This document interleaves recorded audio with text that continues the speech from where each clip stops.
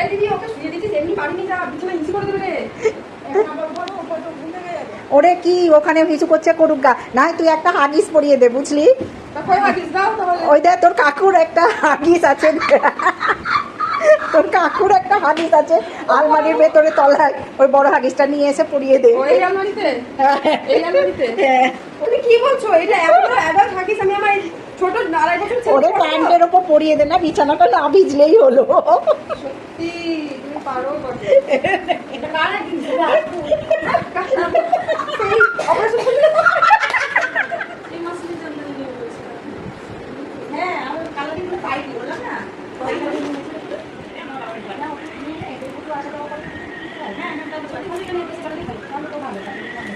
ঈদে দাও বাচ্চাদের তো অসুবিধা।